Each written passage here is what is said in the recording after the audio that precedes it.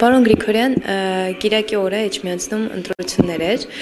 եւ իշխող քաղաքացիական պայմանագիրը հաղթանակ տարավ, բայց հաղթանակը բոլորը որակում են, որ եղավ կեղծիքների հիման վրա, մասնավորապես, որ ընտրատեղամասերում լույսերն են անջատվել, ընտրաթերթիկներն են մի ծրարի մեջ երկուսը դրվել, նմանատիպ հարցեր, որոնք ուսումնասիրության առարկա են դարձել, ըստ ձեզ արդյոք սա արդար ընտրություններ կարելի էր համարել։ Ես իմ քաղաքական գնահատականը հենց այդպես է կտամ, ընտրությունները արդար են, ձայների մեծամասնությունը տրվել է Արգիշտի Մեխակյանին, օգտագործելով հենց նրան էլ կշնորհավորեմ, խախտումների մասին, որի մասին որ դուք խոսում եք, դրանք արձանագրված են, դրանք չեն կարող էական նշանակություն ունենալ ընտրությունների արդյունքների նկատմամբ, այնուամենայնիվ պետք է փաստենք, որ Արգիշտի Մեխակյանը ձայների մեծամասնությամբ հաղթել է եւ հաղթել է ազնիվ։ Պարոն Գրիգորյան, տեսեք, Նիկոլ Փաշինյանը պարբերաբար ասում է, որ գնալու ենք վեհարան այն վեհափառից ազատելու, քանի որ Էջմիածնում է գտնվում հենց մայրաթոռը, արդյոք ՔՊ-ի ընտրությամբ պատրաստ լինենք, որ մի օր հարձակում ամեն դեպքում կլինի վեհարանի վրա։ Ես կարծում եմ ձեր ձևակերպումը շատ սխալ է, հարձակում վեհարանի վրա երբևիցե չի լինի որևիցե քաղաքացու, այդ թվում մեր քաղաքական ուժի կողմից, մենք գնում ենք ազատագրելու վեհարանը այն առանձանցից, ովքեր որ չպետք է այնտեղ լինեն։ Սրա մասին է խոսքը գնում։ Իսկ ՔՊ-ի ընտրությունը, այսպիսի հաղթանակը, դա ոչ թե ինչ-որ որևիցե գործոն է, դա քաղաքական process է իր դրական վերջաբանով։ Իսկ վեհարանը Կտրիչ Ներսիսյանից ազատագրելը դա այլ գործընթաց է։ Այսինքն դուք սատարում եք ամեն դեպքում Նիկոլ Փաշինյանի այդ թեզերը, որ վեհարանը պետք է վեհափառից ազատել։ Վեհարանը պետք է ազատագրել Կտրիչ Ներսիսյանից, ոչ վեհափառից, այո, սատարում եմ։ Ունեք ձեր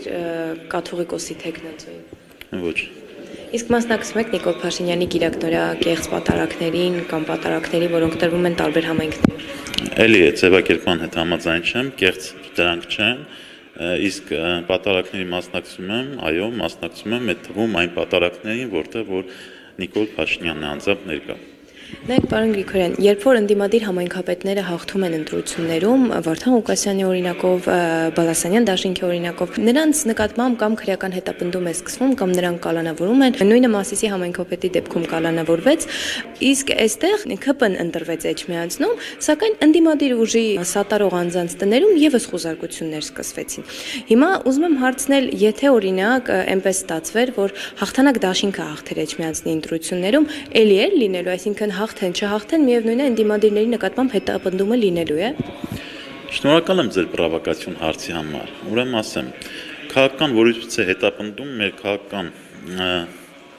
այս բոլոր գործընթացների ընթացքում չի եղել։ Եկեք հասկանանք առանձին դեպքեր քննարկենք։ Ինչի համար է Վարդան Ղուկասյանը ձերբակալվել։ Այս շատ լավ է ասված։ Եկեք յուրաքանչյուրս գումար վերցնենք, կաշառք վերցնենք, հետո ասենք քաղաքական հետապնդումը։ Դա չի լինում։ Մյուս հարցը՝ Մասիսի քաղաքապետի դեպքը։ Եկեք մի հատ հետ գնանք,